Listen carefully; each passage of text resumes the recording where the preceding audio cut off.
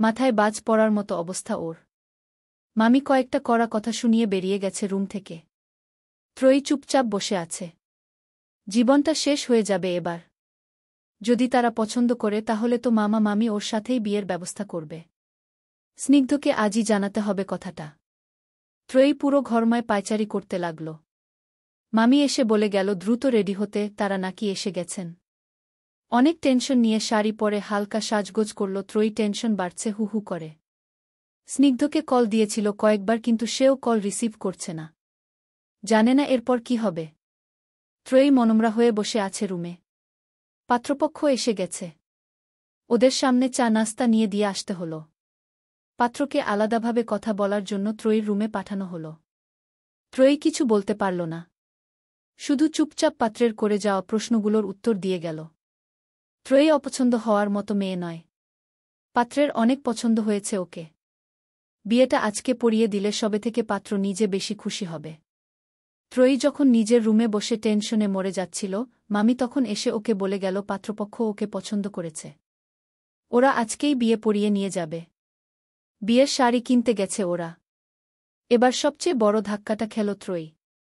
সবকিছু এত দ্রুত শেষ হয়ে যাবে ভাবতেও পারেনি ও। স্নিগ্ধকে অনেকবার কল দিল কিন্তু রিসিভ হল না। মেসেজও পাঠাল অনেকগুলা, কিন্তু কোনোই উত্তর নেই। বাড়িতে সবাই হাসাহাসি আর আনন্দ উল্লাস করছে। ত্রয়ীর পায়ের তলা থেকে মাটি সরে যাচ্ছে যেন। জীবনটা তো শেষ হয়ে গেল। সত্যি সত্যি শেষ হয়ে গেল। স্নিগ্ধ এই মুহূর্তে পাশে নেই। বাড়ি থেকে বের হওয়ারও কোনো উপায় নেই। ত্রয়ীর মরে যেতে ইচ্ছে করছে খুব। ও জানে সুইসাইড কোনো ভালো সমাধান না। কিন্তু জীবনে কখনো সুখ পায়নি যে মেয়ে, সে একজনকে ভালোবেসেও সুখ পাবে না। এত কষ্ট নিয়ে কি বেঁচে থাকা যায়? সুইসাইড করার পথটাকেই বেছে নিল ত্রয়ী। এছাড়া আর কোনো উপায় নেই। ফ্যানের সাথে ওড়না পেঁচিয়ে ঝুলে পড়তে হবে। মরণেই সবচেয়ে সহজ সমাধান হবে এটার। যে জীবনে এত বাধা পেরিয়েও কখনো সুখের দেখা মিলল না, সে জীবন রেখেই বা কী লাভ? ফ্যানের সাথে ওড়না পেঁচাতে যাচ্ছিল এমন সময় দরজায় ঠকঠক শব্দ হল। ত্রয়ী চমকে দরজার দিকে তাকাল। কেউ দরজায় নক করছে।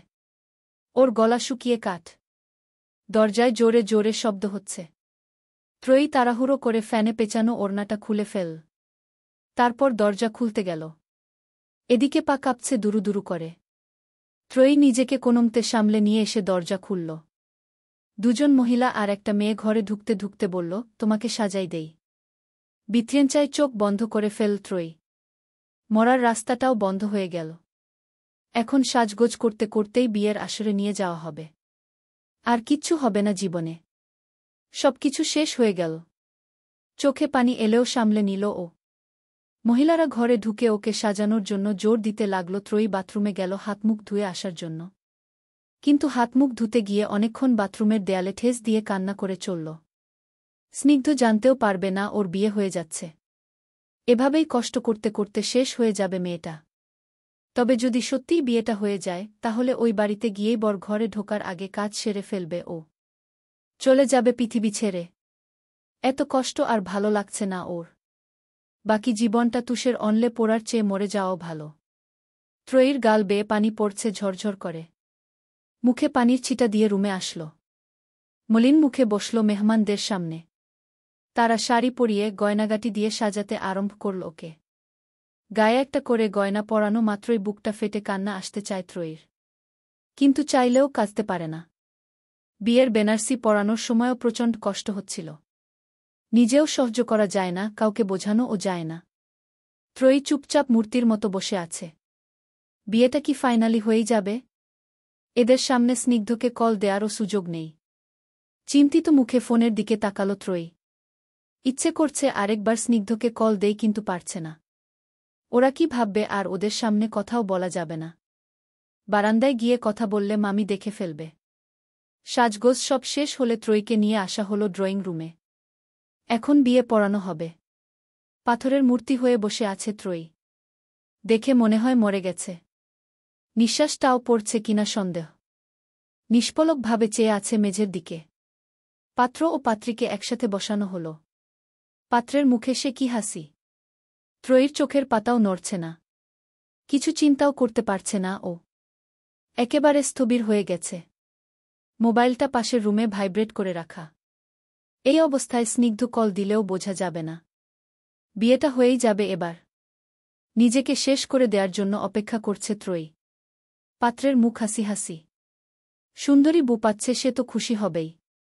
দেখতে এসে বিয়ে করে নিয়ে যাওয়ার আনন্দটা ভরিয়ে দিচ্ছে ওকে।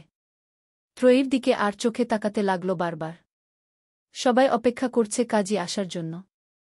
এমন সময় হঠাৎ রুমে স্নিগ্ধা প্রবেশ করল। রুমে ঢুকে ত্রয়ীকে বউ সাজানো অবস্থায় দেখেই আটকে উঠল ও।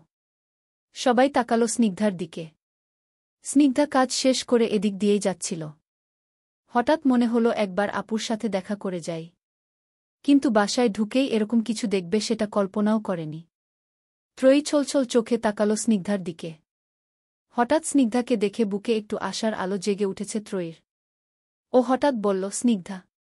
তারপর হুট করে উঠে এলো স্নিগ্ধার কাছে। হাত ধরে বলল, তোমার সাথে কথা আছে। সবাই তো হয়ে তাকিয়ে রইল ওদের দিকে। সবাইকে অবাক করে দিয়ে পাশের রুমে গিয়ে ঢুকল ত্রয়ী। নিজের অজান্তেই দরজাও লাগিয়ে দিয়েছে। স্নিগ্ধাকে দেখে ওর মনে একটু আশা সঞ্চার হয়েছে বলে অজান্তেই করে ফেলছে কাজগুলো। এদিকে পাত্রপক্ষ হাঁ করে একজন আরেকজনকে দেখছে। কারও মুখে কথা আসছে না। সবাই কৌতূহল নিয়ে দেখছে আরেকজনের দিকে। পাত্র নিজেও স্তব্ধ। ত্রয়ী স্নিগ্ধাকে জড়িয়ে ধরে কেঁদে ফেলল ঝরঝর করে। কাঁদতে কাঁদতে বলল, আমি বিয়ে করতে চাইনি।